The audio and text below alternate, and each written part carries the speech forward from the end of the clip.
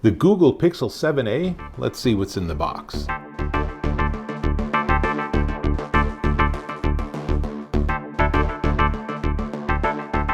Dave Taylor here, and I've gone through a lot of Google Pixel phones. Now, for a while, Google was just sending me their latest model, which was pretty sweet. But at this point, I just have a stack of them, including this, which was very popular. This is the Google Pixel 6a. So, when Google came out with its new line of 7 phones, this was a logical addition to the lineup and one that many people were curious about. This is the Google Pixel 7a Android smartphone, and they've done a lot of upgrades. The biggest, most important upgrade that you'll notice from the 6a is the display. It's a 6.1-inch OLED at 1080 by 2400, so that's the same, but it's at 90 hertz refresh rather than 60 hertz refresh, and that does make a difference. It does make it look better. Now, right after that is probably the biggest disappointment is that they use Gorilla Glass 3, which is a really old version of Corning's really tough glass surface. And for any phone, whatever the price, you want it to be tough and durable. And Gorilla Glass 3 is pretty old school. I think it's over a decade old at this point. Now, it does have under glass fingerprint scanning. It's an aluminum frame with a plastic back, not too far off from the 6a. And another big change is that it's powered by the Google Tensor G2 octa-core CPU. This is a G1, so you get better performance on this, and it has lower power demands, which means that even with its slightly smaller battery, it actually gives you better battery life. But I know you want to see what's in the box, so let me just get a couple more specs for you. Android 13, 128 gig of RAM, stereo speakers. I don't think we're going to see a 3.5 millimeter jack. I miss that. I wish they were in phones. That's how it goes. IP67 dust resistant, so if you spill coffee on it or it falls into the sink while you're washing your hands or something, just take it out and let it dry off. You'll be fine. Do not put it in the deep end of your pool for 24 hours. That is not IP67. It's not that good. Bluetooth 5.3, the very latest. It should charge by USB-C. And battery and cameras, let's open it and then I'll tell you a little more about it. Now, one of the things that Google's done is that you don't need a knife anymore. It used to be it was shrink wrapped, but now they have these little pull tabs. So that's one side, and there's the other side. This is very similar to a modern iPhone opening. And you open it up, and in the box on the top, it's funny, there's a little cutout because it comes out backwards or screen down, which means that the strip that has the cameras in it actually is raised up slightly. So that's a good reason to get a case, in my opinion, to get a little more protection.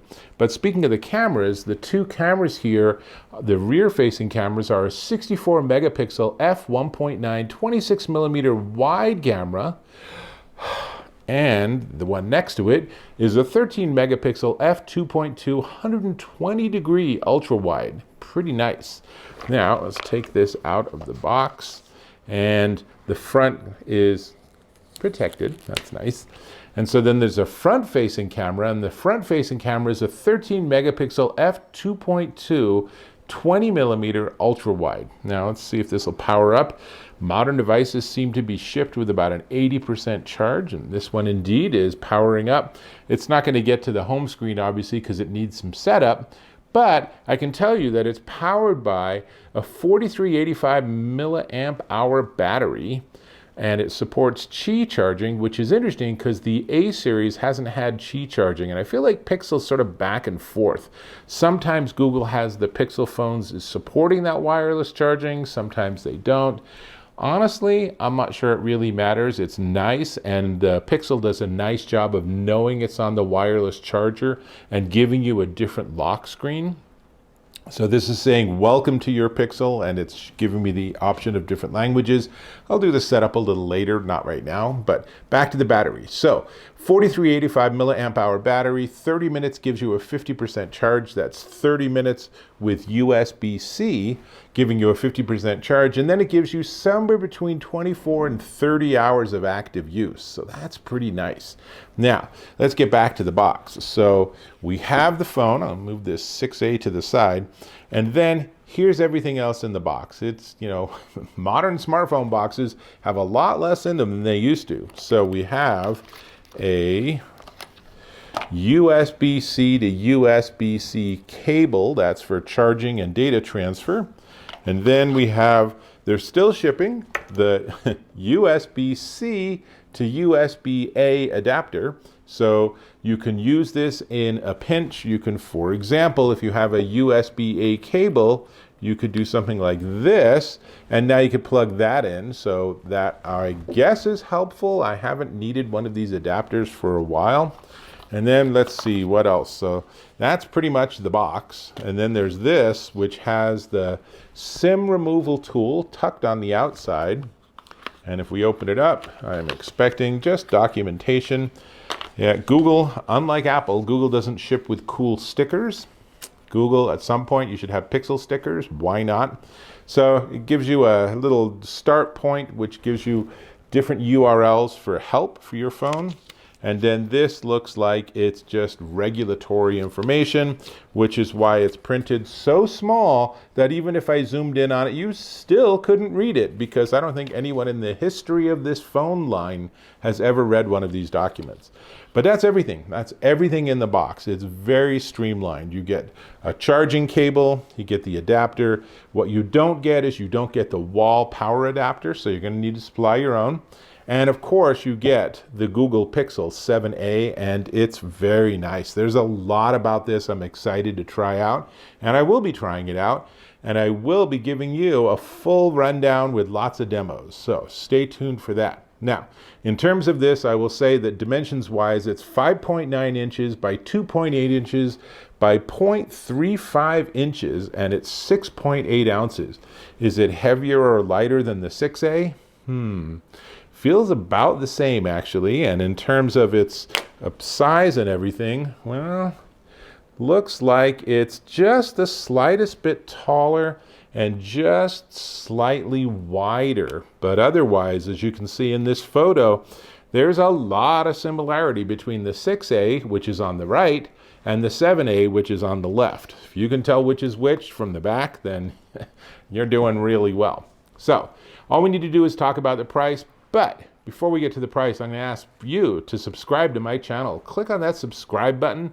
We're connected. And if you found this helpful, useful, interesting, entertaining, give me a thumbs up or a like. Appreciate that too. And so let's talk about the price. So this AT&T sent me this one to check out, which was super nice of them.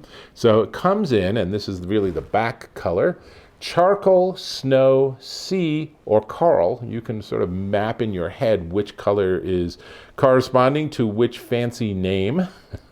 And it's $519 straight out at att.com. You can find it cheaper if you want to just buy it flat out, but where AT&T is really winning here is you can also get it for $2 a month for 36 months, so obviously as part of your contract, but for $2 a month, this is an unbelievably good deal on this phone, which has a lot going for it.